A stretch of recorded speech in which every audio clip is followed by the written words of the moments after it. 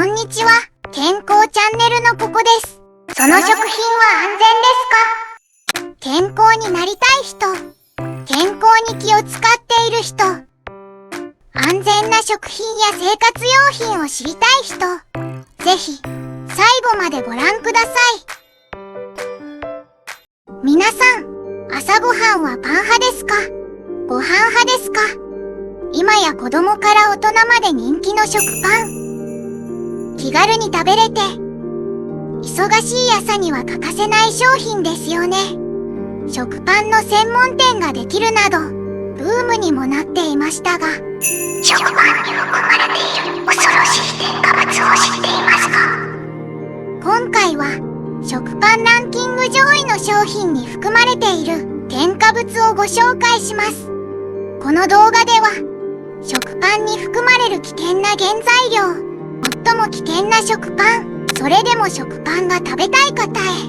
おすすめの食パンをご紹介します。皆さんが大好きな食パン、食パンランキングでは、山崎製パン、ダブルソフト、ロイヤルブレッド、ふんわり食パン、フジパン、本仕込み、パスコ、長熟が入っていました。皆さんはどうでしょうか？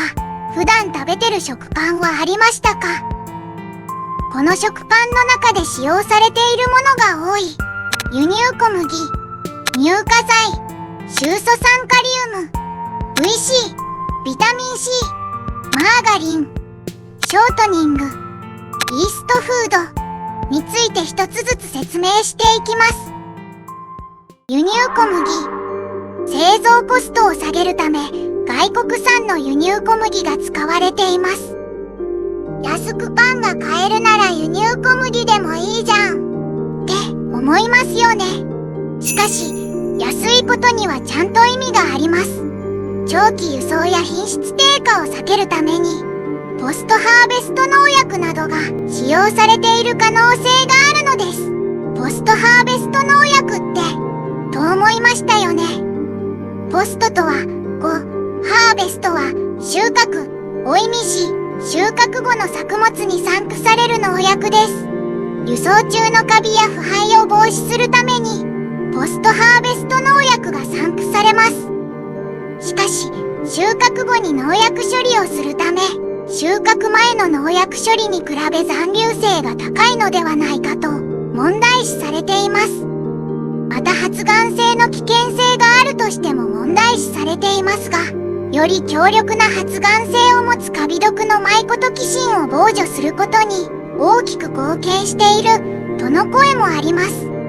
また日本ではポストハーベスト農薬の使用は禁止されています。輸入小麦の割合を調べたところ、2020年12月24日、小麦消費量のうち国内生産小麦は約 14% とされ、約 86% が輸入小麦というデータが出ています。コンビニやスーパーで販売されているパンの大半がポストハーベスト農薬を使用している可能性がある輸入小麦を使用しているのです。乳化剤、水分と油脂を安定的に混ぜるための食品添加物です。洗剤やシャンプーなどの日用品に使われている界面活性剤と同じ成分です。どうしてスーパーやコンビニで売っているパンはいつまでもふわふわなんだろうと疑問に思ったことはありませんか？これは乳化剤の働きなのです。乳化剤は水分の蒸発を防ぎ、パン生地の保水性を高めるので、いつまでもふわふわのパンになります。またカビなどの発育を抑制するので、柔らかく、いつまでもカビが生えないパンになります。乳化剤として使われている化学物質は数種類ありますが、原材料への表記は一括表示が認められているので、残念ながら消費者には詳細はわかりません。しかし、その中でも避けたいのが、グリセリン脂肪酸エステル。危険と言われることもあるグリセリン脂肪酸エステルですが、厚生労働省の安全検査では問題ないとされ、日本では使用が認められています。臓肥大や腎臓の石灰化、多量摂取により下痢を起こす可能性があるとして問題視されています。臭素酸カリウム、パーマ液の第二剤としても使用されており、山崎パンはなぜカビないかというベストセラー本の中に、山崎製パンのパンにカビが生えないのは臭素酸カリウムを使用しているためであると書かれ話題となった添加物です。発がん性が指摘され EU や中国など世界中で食品への使用を禁止していますが、日本では残存が検出されないとしてパンへの使用が承認されているのです。多くの国が発がん性により使用を禁止しているのに、本当に大丈夫なのでしょうか。 VC、 ビタミン C、 ビタミン C と聞くと健康にいいものが入っているなぁと思いませんでしたか。しかしパンに使用されているのはアスコルビン酸という添加物です。酸化防止や生地の品質を改良し、柔らかさを出したり、安定的なパン製造が可能になるため使用されています。発がん性、生殖発生毒性及び遺伝毒性を有さないと考えられており、比較的安全な添加物と言えます。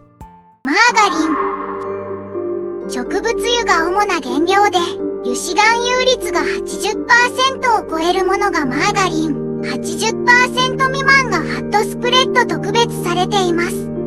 マーガリンはバターよりもコストが低いため、バターの代用品として使われています。こちらは食品添加物ではありませんが、植物油にはトランス脂肪酸が含まれます。このトランス脂肪酸は安全性に疑いがあり、心筋梗塞などの冠動脈疾患が増加する可能性が高いとされています。また、肥満やアレルギー性疾患についても関連が認められています。先進国では使用禁止や規制が多い中、日本ではトランス脂肪酸摂取量が諸外国と比べて少ないことから規制がされていません。安全性が疑われているものはなるべく避けたいですよね。ショートニング、植物油から作られたラードの代用品です。低下に使用するとさっくりと焼き上がります。また揚げ油に使用すると衣がパリッと仕上がり、安価であることから多くの加工食品に利用されています。そんなショートニングですが、化学処理を行う際にトランス脂肪酸がなされるのです。こちらもマーガリンと同じく、心筋梗塞などの冠動脈疾患が増加する可能性が高く、また、肥満やアレルギー性疾患についても関連が認められています。最後に、イーストフード。イーストと勘違いしてしまいそうですが、全くの別物です。イーストは、自然界にある果実や穀類などから分離して菌を純粋培養した自然の中にある酵母菌です。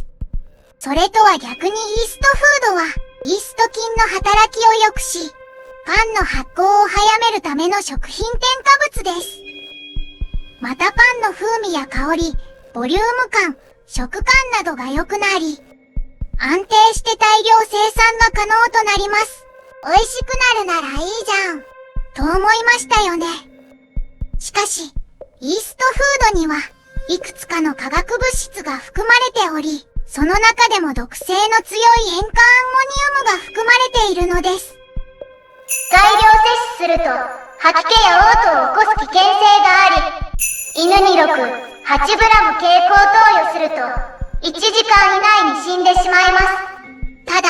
このイーストフードは一括表示が認められているため、消費者に詳細はわからないようになってより注意が必要です。ここまで食パンに含まれる危険な原材料をご紹介してきましたが、個人的に最も危険だなと思った食パンをご紹介します。それがこちら。山崎製パン情報集。こちらは先ほど紹介した臭素酸カリウムが使用されています。発がん性の可能性があるとして